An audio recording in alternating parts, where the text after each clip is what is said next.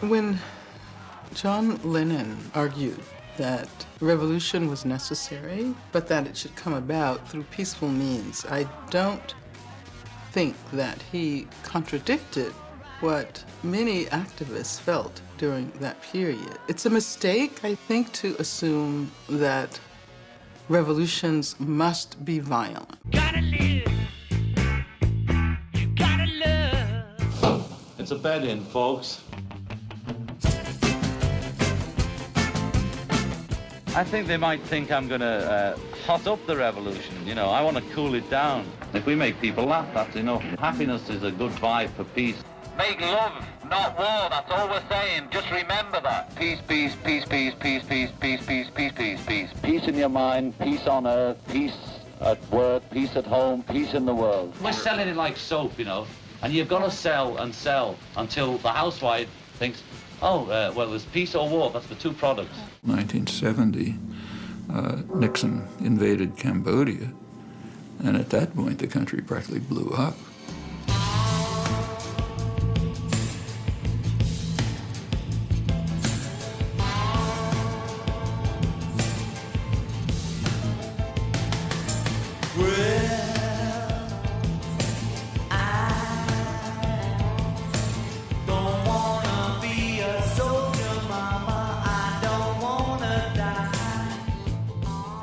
Four students on May 4th, 1970, were killed by National Guardsmen at Kent State University for protesting.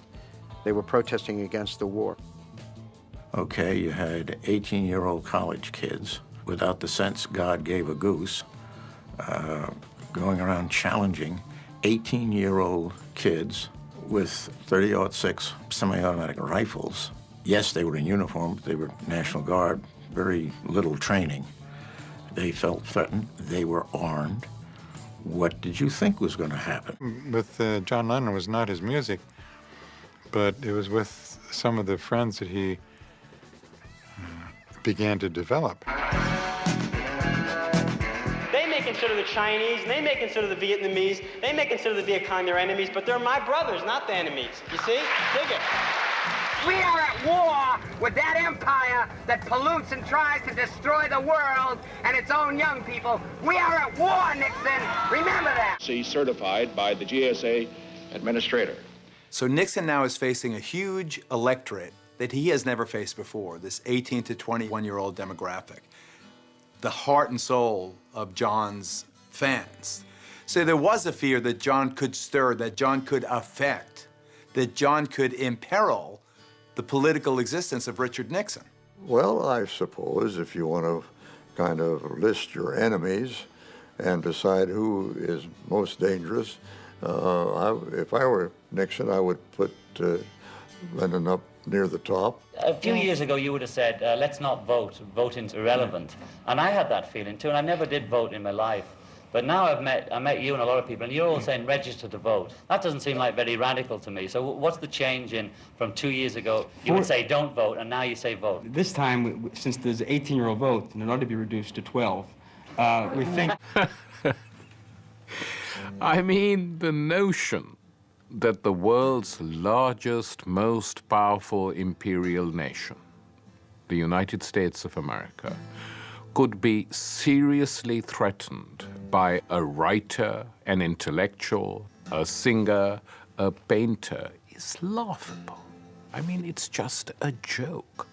But it indicates at how nervous they were. The authorities were terrified of him because he just had so much sway. Terrified. See, they weren't frightened of people like Mick Jagger. That was just musicians and silly long-haired gits misbehaving, too much money. Trouble with John is there was some intellectual force behind the argument. I don't think he realized the strength of the American political establishment and how much power it could exert onto him with regard to silencing him. Hoover, as documents now make clear, I don't think there's any real debate about it anymore, used the FBI as an instrument, almost as a political police force. Anyone who was off message became susceptible to an FBI probe.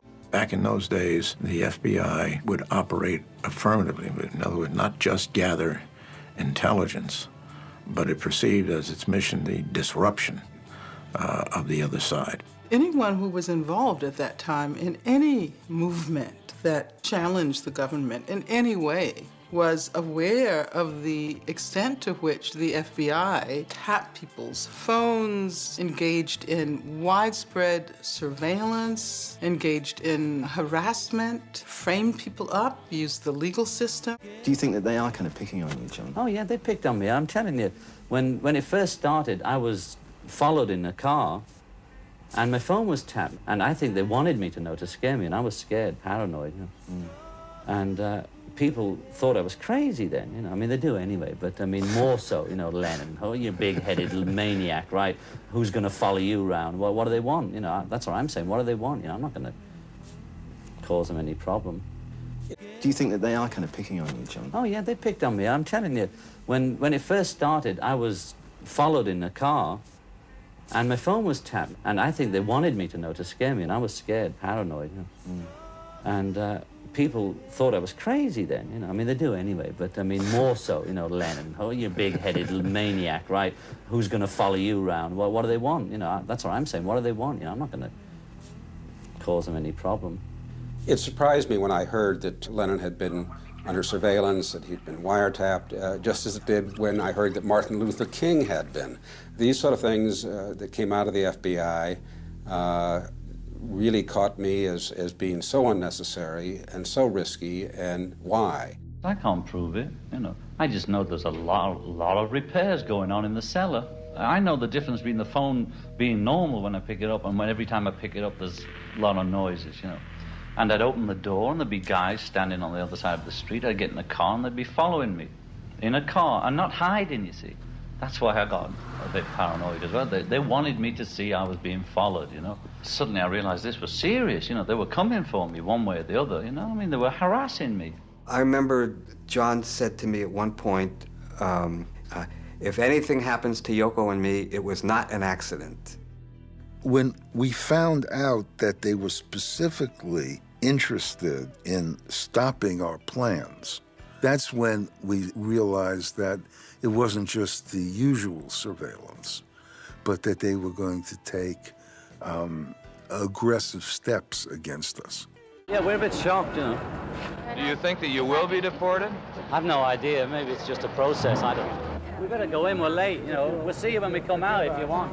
Can we talk to you when you come out? We have a number of matters that we have to take care of. The Immigration and Naturalization Service was planning to stage a huge show trial and basically get John Lennon in a very, very public way. They were going to try and show that he was an undesirable alien because of his lifestyle, because of his friends, and because of his politics. And then they were going to take some of the lyrics from some of his songs and play them. And a lot of his songs were very antagonistic to the Nixon administration. What do you think your chances are of remaining in this country? 99 to 1.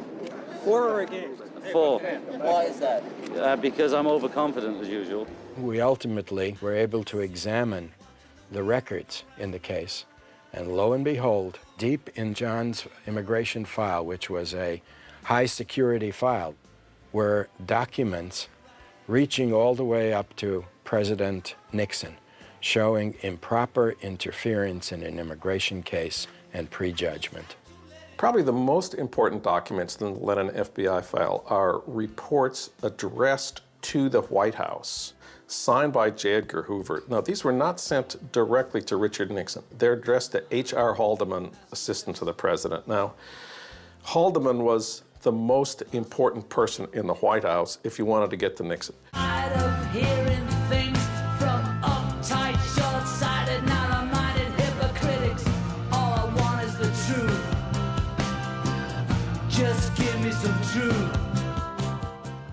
I had no prior knowledge of the Watergate break-in. You had the President of the United States, Richard Nixon, who was running a rogue presidency, a criminal presidency.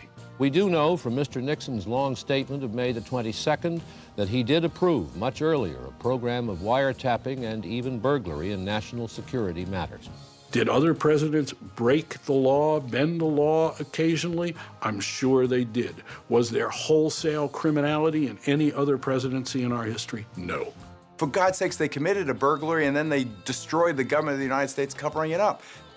That is the context in which you have to determine and judge and value what they did to John Lennon.